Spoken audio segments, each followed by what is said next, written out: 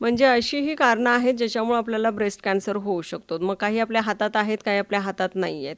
मग जे आपल्या हातात आहेत किंवा एकंदरीतच ब्रेस्ट कॅन्सर झाल्यानंतर त्याची लक्षणं काय असतात? लक्षणं एक सगळ्यात महत्त्वाचं म्हणजे हाताला फक्त गाठ लागते आणि त्या गाठीमुळे आपल्याला दुसरं काहीच त्रास होत नाही. हं. दुखत नाही किंवा बऱ्याच वेळा ते पाणी येत नाही, काही त्रास नसतो. नुसतं हाताला गाठ लागतं आणि बऱ्याच स्त्रिया आम्ही जे बघतो की गाठ आहे आणि काही त्रास नाही आहे, डॉक्टरांकडे कशाला जायचं असं म्हणून ते अंगावर काढतात आणि ज्यावेळेस आमच्याकडे येतात त्यावेळेस स्टेज 3 आणि स्टेज 4मध्ये येतात.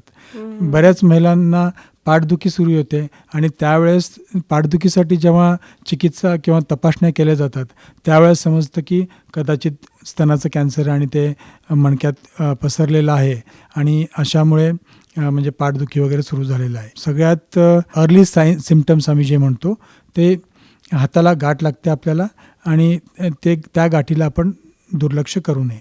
त्याच्या व्यतिरिक्त जे आम्ही बघतो ॲडव्हान्स्ड केसेसमध्ये, हे मी अर्ली कॅन्सरचं सांगितलं. ॲडव्हान्स्ड केसेसमध्ये बऱ्याच वेळा जखम झालेली असते त्या गाठीवर, काखेत पण गाठी आलेल्या असतात. कधी कॉलर बोनच्या वर पण गाठी आलेल्या असतात. काही जणांना श्वासोच्छवासाला त्रास होतो, काही जणांचं पोट फुगतं, काही जणांना जेवण नकोसं वाटतं आणि मी सांगितल्याप्रमाणे बऱ्याच जणांना मणक्यात वगैरे दुखायला सुरू लागतं किंवा पाठीत दुखायला लागतं. तर ह्या सगळ्या सिम्पटम्स जे आहेत हे ॲडव्हान्स्ड कॅन्सरचं आहे. बऱ्याच जणांचं निपल रिट्रॅक्शन म्हणतो आम्ही, म्हणजे एका साईडचं निपल नॉर्मल असतं आणि दुसऱ्या साईडचं आत ओढलं जातं. तर ह्या पण सगळ्या गोष्टी महत्त्वाच्या आहेत. असं काही निदर्शनास आलं, हाताला गाठ लागली किंवा निपल रिट्रॅक्शन किंवा निपलचे डायरेक्शन्स चेंज झाले दोन्हीचे, तर डेफिनेटली तुम्ही डॉक्टरांकडे जाणं गरजेचं आहे आणि स्पेशली सर्जनकडे जाणे खूप महत्त्वाचं आहे. जसं तुम्ही सुरुवातीची लक्षणं सांगितलात सर, की हाताला आपल्या गाठ लागते स्तनाला आणि मग ती गाठ एकेकदा कसं होतं सर, की पाळी येण्यापूर्वी स्तन दुखणं हेही एका महिलेला या गोष्टीचा त्रास होत असतो. मग तो त्रास आणि त्यावेळीसुद्धा आपलं छाती जरासं जडपणा वाटणं किंवा कठीण वाटणं अशा काही गोष्टी होत असतात. तर तो डिफरन्स आपण कसा सांगू? तर तुम्ही जो प्रश्न विचारला तो अगदी बरोबर आहे आणि बरेच महिला आमच्याकडं हे प्रॉब्लेम घेऊन येतात. तर सगळ्यात महत्त्वाचं म्हणजे मी तुम्हाला सांगितल्याप्रमाणे कॅन्सर असेल तर आणि ते फक्त स्तनामध्ये रिस्ट्रिक्टेड असेल तर ते कधी दुखत नाही. तुम्ही जे सांगताय पिरियडच्या आधी जे आहे डेफिनेटली चेस्ट म्हणजे स्तनामध्ये थोडंसं भारीपणा येतो आणि दुखतंय, हे हार्मोन रिलेटेड चेंजेस असतात आणि तुम्ही जर ऑब्झर्व केलं तर पिरियड संपल्यानंतर काही दिवसांनी ते दुखणं पण कमी होतं आणि स्तनात जो भारीपणा होता तो पण पूर्णपणे नाहीसा होतो आणि हे दर महिन्याला होत राहणार. काही जणांना पिरियड संपेपर्यंत म्हणजे मेनोपॉज म्हणतो आम्ही, ते अचीव करेपर्यंत काही जणांना असं एव्हरी मंथ सायक्लिकल पेन म्हणतो आम्ही ह्याला. हे महत्त्वाचं आहे की हे सायक्लिकल पेन आहे आणि अशा वेळेस हाताला आपल्याला सहसा कुठे गाठ लागत नाही आणि लागले तरी ते पिरियड संपल्यानंतर पूर्ण नाहीशी होते, निघून जाते.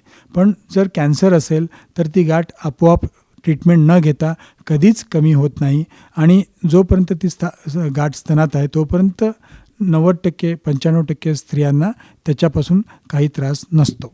हा सगळ्यात महत्त्वाचा फरक आहे. बरोबर. म्हणजे आपण थोडं लक्ष दिलं पाहिजे, की हे पाळीच्या आधी फक्त होतंय, की कायमच आपल्याला असतं, याच्याकडे थोडं आपलं लक्ष असायला हवं महिलांचं.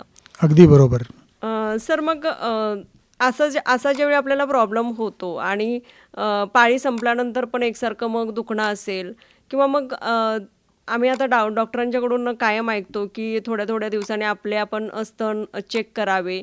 मग ती पद्धत नेमकी काय असते आणि किती दिवसांनी आपण ते चेक करत राहिलं पाहिजे? याला आम्ही ब्रेस्ट सेल्फ एक्झामिनेशन म्हणतो आणि ज्यांची पाळी चालू आहे त्यांच्यासाठी वेगळे दिवस आहेत आणि ज्यांची पाळी पूर्णपणे बंद झालेली आहे किंवा ज्यांचं गर्भाशय काढून ऑपरेशन झालेलं आहे अशा महिलांचे आपण दर महिन्याच्या 1 तारखेला चेक करा म्हणून असं सांगतो, कारण त्यांनी विसरू नये.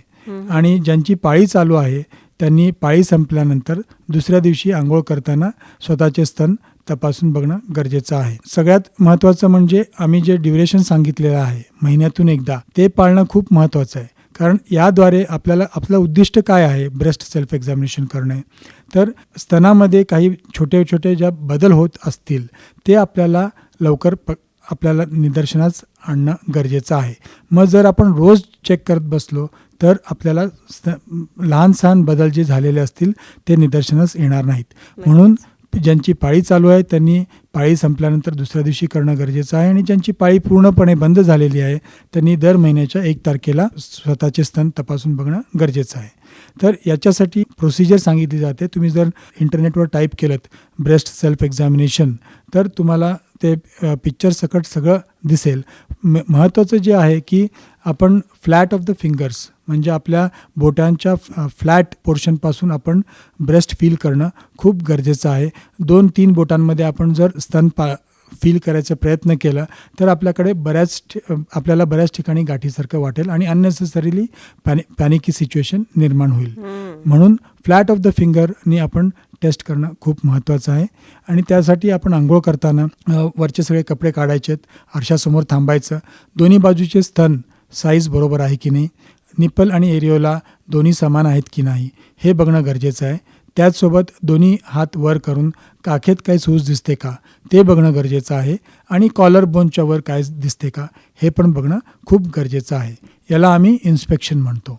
याच्यानंतरचा जो भाग आहे त्याला आम्ही पाल्पेशन म्हणतो, म्हणजे स्वतःच्या हाताने स्तन तपासून बघणे. डाव्या स्तनासाठी उजवा हात वापरणं खूप महत्त्वाचं आहे, तसंच उजव्या स्तनासाठी डावा हात वापरणं गरजेचं आहे. आणि याच्यात पण आपण स्तनाचे 4 भाग करतो, वरचा भाग, आतला भाग, खालचा भाग आणि बाहेरचा भाग. तर प्रत्येक भागाला आपण फ्लॅट ऑफ द फिंगरनी पाल्पेट करून बघणं गरजेचं आहे. काही बदल वाटले तर इमिजिएटली सर्जन्सना कन्सल्ट करणं खूप महत्त्वाचं आहे. त्याचप्रमाणे काखेत काही गाठ लागते का ते पण बघणं गरजेचं आहे आणि कॉलर बोनच्या वर पण काही गाठ लागते का हे बघणं गरजेचं आहे.